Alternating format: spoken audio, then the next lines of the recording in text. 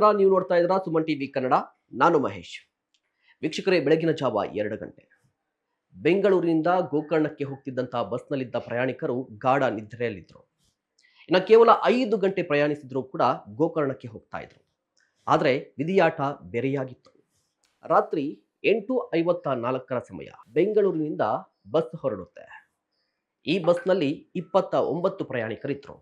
ಈ ಪೈಕಿ 25 ಮಂದಿ ಗೋಕರ್ಣಕ್ಕೆ ಹೋಗ್ತಾ ಇದ್ರು. ಬಸ್ ಚಿತ್ರದುರ್ಗದತ್ತ ಬರ್ತಾ ಇದ್ದಂತೆ ಭೀಕರ ದುರಂತ ಸಂಭವಿಸುತ್ತೆ. ಒಂದು ಜೋರಾದ ಶಬ್ದ, ಆಕ್ರಂದನ, ಬೆಂಕಿಯ ಕೆನ್ನಾಲಿಗೆಗೆ 9 ಮಂದಿ ಸಜೀವ ದಹನವಾಗ್ತಾರೆ.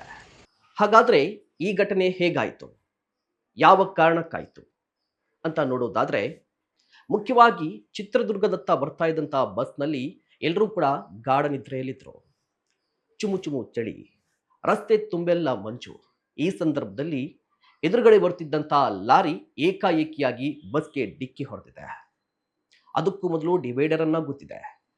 ಲಾರಿ ಗುದ್ತಾ ಇದ್ದಂತೆ ಬಸ್ನಲ್ಲಿ ಬೆಂಕಿ ಕಾಣಿಸ್ಕೊಂಡಿದೆ.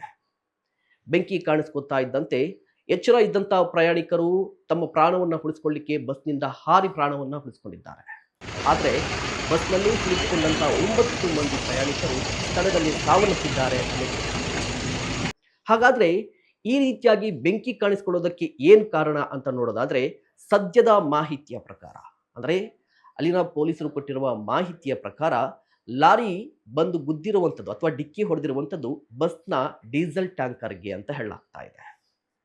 ಡೀಸೆಲ್ ಟ್ಯಾಂಕರ್ಗೆ ಲಾರಿ ಗುದ್ದುತ್ತಾ ಇದ್ದಂತೆ ಅಥವಾ ಟಚ್ ಆಗ್ತಿದ್ದಂತೆ ಬೆಂಕಿ ಕಾಣಿಸಿಕೊಂಡಿದೆ. ಆ ಬೆಂಕಿ ಕೆನ್ನಾಲಿಗೆ ತನ್ನ ಕಬಂಧ ಬಾಹುಗಳನ್ನ ಏಕಾಏಕಿಯಾಗಿ ಅಥವಾ ಕೆಲವೇ ಸೆಕೆಂಡ್ಗಳಲ್ಲಿ ಬಸ್ಸನ್ನ ಆವರಿಸಿದೆ.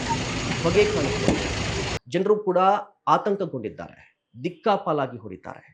ಈ ಸಂದರ್ಭದಲ್ಲಿ ಮಗುವೂ ಸೇರಿದಂತೆ 9 ಮಂದಿ ಸಾವನ್ನಪ್ಪಿದ್ದಾರೆ ಅಂತ ಗೊತ್ತಾಗ್ತಾ ಇದೆ. ಅದೇ ಸಂದರ್ಭದಲ್ಲಿ ಲಾರಿ ಚಾಲಕ ಕೂಡ ಸ್ಥಳದಲ್ಲಿ ಸಾವನ್ನಪ್ಪಿದ್ದಾನೆ ಅಂತ ಗೊತ್ತಾಗ್ತಾ ಇದೆ. ಸದ್ಯ ಮೃತದೇಹಗಳನ್ನ ಹೊರತೆಗೆಯುವಂತ ಪ್ರಯತ್ನ ಆಗ್ತಾ ಇದೆ. ಮತ್ತೊಂದು ಕಡೆ ಗಾಯಾಳುಗಳಿಗೆ ಚಿಕಿತ್ಸೆ ಮುಂದುವರಿತಾ ಇದೆ. ಇದೆಲ್ಲದರ ನಡುವೆ ತನಿಖೆಯು ಕೂಡ ಮುಂದುವರಿತಾ ಇದೆ. ಇಂತಹ ಮತ್ತಷ್ಟು ಕಂಟೆಂಟ್ಗಾಗಿ ನೋಡ್ತಾ ಇರಿ ಸುಮನ್ ಟಿವಿ ಕನ್ನಡ.